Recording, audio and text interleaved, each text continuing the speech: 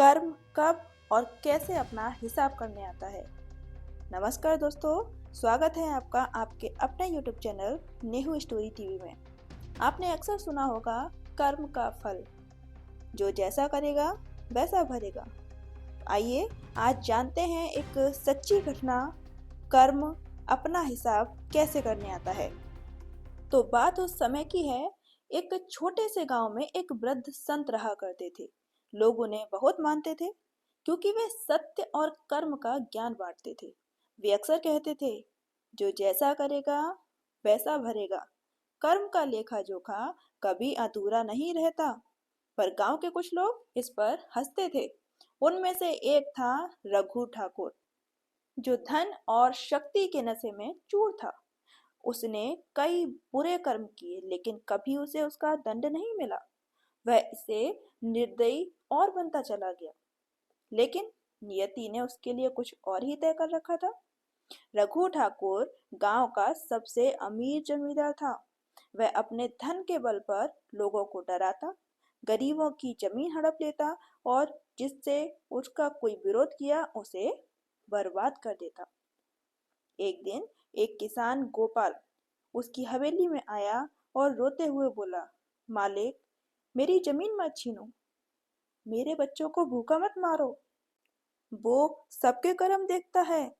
रघु हंस पड़ा और कहा, कर्म की बात मत कर गोपाल।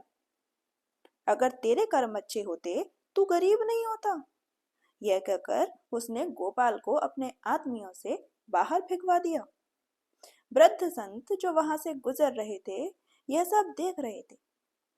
उन्होंने बस एक वाक्य कहा, रघु, जो तू आज कर रहा है, एक दिन वही तुझसे हिसाब लेगा। कर्म जब लौट कर आएगा तो तुझे रोने भी नहीं देगा। लेकिन रघु ने उनकी बात को मजाक समझा। समय बीता, रघु की संपत्ति और बढ़ती चली गई। लेकिन अचानक उसके जीवन में अजीब घटनाएं होने लगी। उसकी फसलें सूखने लगी। उसके नौकर एक एक छोड़कर जाने लगे। जिस हवेली में वह राजा बनकर बैठता था, वहां अजीब घटनाएं घटने लगी। आधी रात को दरवाजे अपने आप खुलने लगते। किसी के रोने की आवाजें आती। रघु को समझ नहीं आया कि यह हो क्या रहा है। एक रात जब रघु अपने महल नुमा घर में अकेला बैठा था, अचानक दरवाजे पर दस्तक हुई।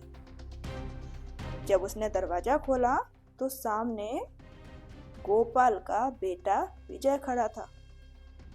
विजय ने कहा, रघु ठाकुर, तूने मेरे पिता से जो छीना था, अब मैं तुझे उसका हिसाब दूंगा।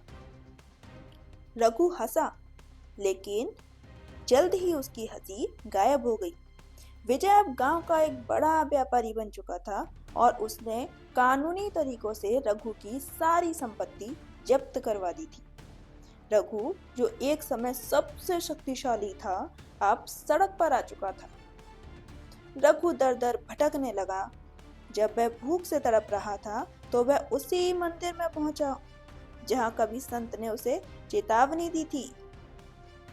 वह अब संत के पैरों में गिरकर रोने लगा। बाबा, अब समझ में आया, जो जैसा करता है वह वैसा ही भरता है। संत मुस्कुराए और बोले, तूने अपने जीवन में केवल और केवल दूसरों को सताया है। अब तेरा कर्म तुझसे हिसाब ले रहा है। रघु को एक एक करके अपने सारे पाप याद आ रहे थे। वह वहीं मंदिर की सीढ़ियों पर बैठा रहा और तब तक बैठा रहा जब तक कि उसकी अंतिम सांसें नहीं निकल गईं। दोस्तों, यह कहानी हमें यह सिखाती है कि कर्म कभी किसी का साथ नहीं छोड़ता। वह सही समय पर लौटकर जरूर आता है, इंसान को उसके अच्छे या बुरे कर्मों का पूरा पूरा हिसाब देने। इसलिए हमेशा ऐसे कर्म करो कि जब भी तुम्हारा कर्म लौट कर आए तो तुम्हारे चेहरे पर एक प्यारी सी मुस्कान दे, ना कि आंसू।